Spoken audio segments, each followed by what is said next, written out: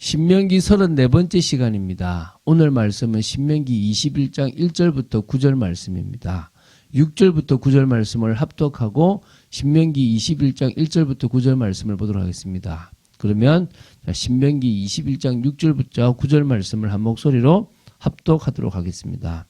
그 피살된 곳에서 제일 가까운 성읍의 모든 장로들은 그 골짜기에서 목을 꺾은 암송아지 위에 손을 씻으며 말하기를 우리의 손이 이 피를 흘리지 아니하였고 우리의 눈이 이것을 보지도 못하였나이다. 여호와여 주께서 속량하신 주의 백성 이스라엘을 사하시고 무지한 피를 주의 백성 이스라엘 중에 머물러 두지 마옵소서 하면 그 피 흘린 죄가 사함을 받으리니 너는 이와 같이 여호와께서 보시기에 정직한 일을 행하여 무지한 자의 피 흘린 죄를 너희 중에서 제할지니라. 오늘 좀 생뚱맞은 일일 수도 있어요. 지금 이 시대에 이걸 지킨다면 참 웃을 일인데 사실 되게 중요한 겁니다. 왜냐하면 피값을 찾는 부분들이 사실 있거든요. 자, 다시 한번 우리 좀 신명기를 좀 정리하도록 하겠습니다. 또 새로운 좀 단락이 시작됐으니까요. 자, 신명기는 거의 대부분이 모세의 고별 설교로 되어 있습니다. 1장부터 30장까지가 34장 중에서 30장까지가 바로 이 모세의 고별 설교라고 할 수 있는데요. 이 모세의 고별 설교는 이스라엘이 하나님의 백성, 우리 보통 선민이라 그러죠. 하나님의 백성으로서 가나안 정착 이후 지켜야 할 율법의 강론을 그 핵심으로 하고 있습니다. 그러니까 율법에 대한 강론이라고 보시면 돼요. 이 고별 설교 기사 중에서 지금 2부 후반부인 12장부터 26장을 하고 있는데요. 그거는 이 생활의 각 분야별로 그 기본 율법 조항을 가장 구체적으로 지금 제시하고 있습니다. 그 중에서 이제 21장 1절부터 26장 15절까지를 볼 건데요. 일반 사회생활과 관련된 핵심 율법 조항들을 제시하고 있어요. 사회생활을 하는 중에 누가 갑자기 죽었다는 거예요. 이 죽음에 대해서 경히 여기지 말라는 거예요. 누가 죽었구나가 아니라 지금 우리가 있는 사회에 살인이 벌어졌구나. 그리고 이 피값에 대한 두려움을, 이 피값을 찾으시는 하나님에 대한 두려움을 가지고 우리가 그 피에 대해서 깨끗하다라는 것, 또 그리고 그 피에 대한 그 피의 그 값을 받지 않기 위해서 오히려 그것을 더 경각심을 모든 그 주민 사람들이 가지라고 지금 이런 것들을 허락하셨다고 보시면 됩니다. 그래서 지금 그런 이야기들을 계속 이제 해 나갈 건데 그 중에서 이제 오늘 이야기 좀 더 하겠습니다. 어쨌든 자, 우리가 이 신명기를 보면서 당신이 택하신 이스라엘 백성들이 세상 나라들과 다른 이렇게 정말 다른 이 거룩한 민족으로 제사장 나라의 축복을 누리길 원하셨습니다. 이걸 우리 이해해야 되거든요. 그러니까 한마디로 전 세상의 많은 나라들이 다 타락하고 무너질 그때에 하나님은 제사장 나라로 특히 이 메시아의 그 언약을 이루어서 인간을 죄에서 구원할 길을 열고 그것을 증거할 축복된 나라로 세우셨단 말입니다. 그래서 그런 부분에서 정말 하나님이 심판하시지 않고 계속 복을 받을 수밖에 없는 그 거룩한 삶, 구별된 삶, 의로운 삶을 살아가길 원하시는 겁니다. 아까 제가 잠시 얘기했죠. 오늘 21장 1절부터 9절은 미결 살인 사건이라고 보시면 돼요. 누가 범인인지 몰라요. 이럴 때 그 피값을 대속하는 그런 규례를 다루고 있습니다. 살인자가 누군지 알면 판결은 간단합니다. 그 사람을 죽이면 되고 또 그것에 대한 어떤 좀 벌을 내리면 돼요. 근데 이 1절에도 나온 것처럼 살인자가 누군지 알 수가 없다는 거예요. 이게 가장 심각한 문제라는 거예요. 1절에 보면 내 하나님 여호와께서 내게 주어 차지하게 하신 땅에서 피살된 시체가 들에 엎드려진 것을 발견하고 그 쳐 죽인 자가 누구인지 알지 못하거든. 누가 그 사람을 죽였는지 모를 경우에 이제 하는 거예요. 사실은 참 이런 일들이 없어야 되겠죠, 그죠? 왜냐하면 그 피에는 생명이 있는데 그 피값을 하나님이 찾으세요. 우리가 전도하지 않아도 피값을 찾는데 누군가가 죽었다면 그 피값을 찾지 않겠습니까?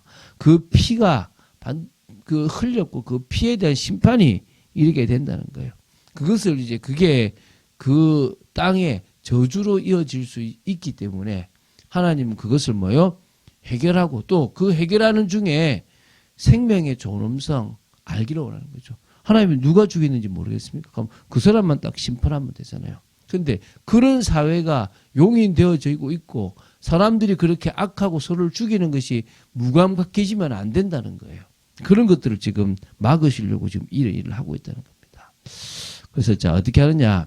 살인자를 알 수 없는 그런 피살체가 발견되는 경우에는 그곳으로부터 가장 가까운 성읍의 장로들은 아직 부리지 아니하고 멍에를 매지 아니한 암송아지를 취하여 물이 항상 흐르고 또 갈지도 심지도 못하는 그런 골짜기로 가서 그곳에서 그 송아지의 목을 꺾고 무지한 피를 흘리게 한 이 공동체적 책임을 고백하고 자신들은 그 사건과 무관함을 선언하라고 얘기하는 거예요. 그러니까 한마디로 생명의 존엄성을 계속 강조하고 그리고 뭡니까? 그런 공동체적인 삶을 살아가도록 하기 위한 거라는 겁니다.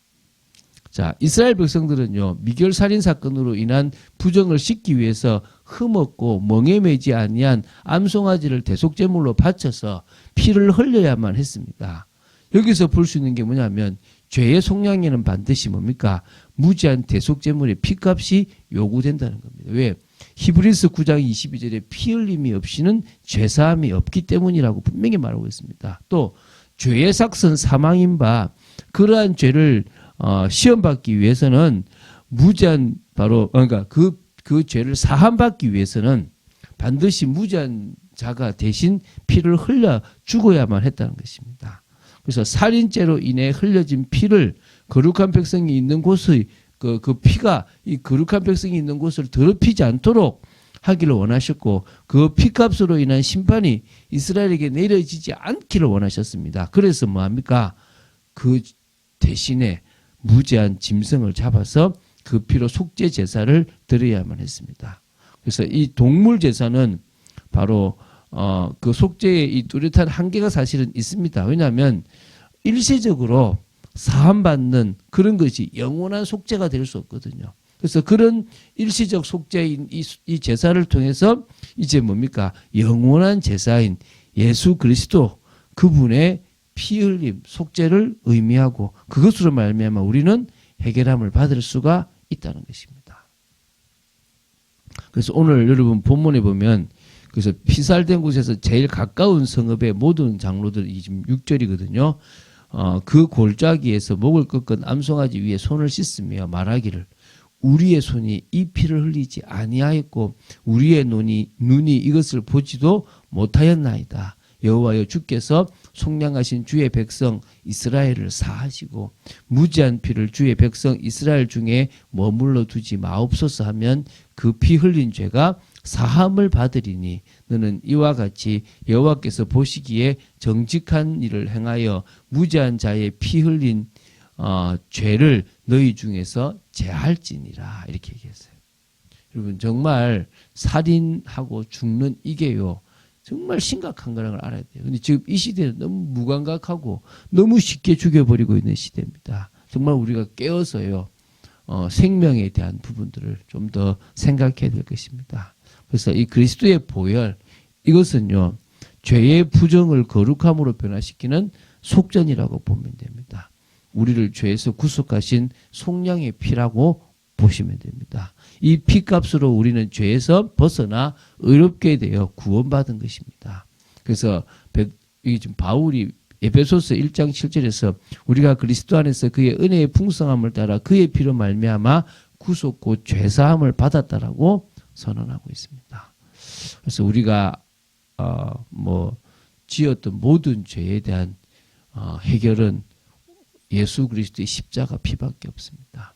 우리는 늘 피의 제사가 필요할 만큼 부정하고 또 불의하고 또 악하고 또 어떨 때는 죽이고 싶을 만큼 그런 악한 생각이 가득한 우리 인간임을 기억해야 될 줄로 믿습니다. 그래서 하나님께 맡기는 이런 법들을 오늘도 해야 돼요. 왜? 맡기지 못하면요, 우리의 분이 사고로 이어지고 그것이 또 살인으로 이어지기도 하는 겁니다.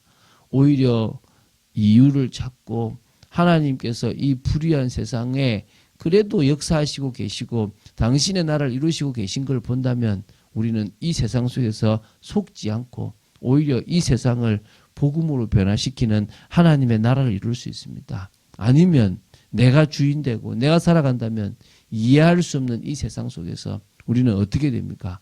결국은 사람을 미워하고 또 해하고 또 어떨 때는 죽이기도 하는 그런 일들을 살아갈 수가 있는 겁니다. 그래서 하나님은 우리가 뭘 원합니까? 교만함을 버리고 또 뭡니까? 하나님의 은혜를 더욱 사모하고 그래서 그 일을 위해서 겸손히 주님을 온전히 바라보는 그런 삶을 원하십니다. 오늘도 그 삶을 기쁨과 감사함으로 사는 저와 여러분 되시기를 주 예수 그리스도 이름으로 축원드립니다. 주는 그리스도시요 살아계신 하나님의 아들이심을 고백합니다. 오늘도 저희들에게 말씀하여 주심을 감사하고 피에 대한 사람의 생명에 대한 소중함을 저희들이 볼 수 있도록 은혜 주심을 감사합니다. 아버지, 어떤 의미에서 지금 너무나 많은 사람들이 죽어나가고 또 이 생명에 대한 존엄성이 사라지는 이 시대가 바로 저주받은 시대임을 봅니다. 아버지, 너무나 악하에 버린 이 시대에 저희들이 빛과 소금의 역할을 감당하며 아버지 정말 하나님의 나라가 임하여 다시 회복의 축복이 일어나기를 간절히 소망하며 믿음으로 나아가는 저희들 되어지기를 원합니다. 은혜를 베풀어 주시옵소서. 긍휼을 베풀어 주시옵소서. 주 예수 그리스도 이름으로 기도드립니다. 아멘.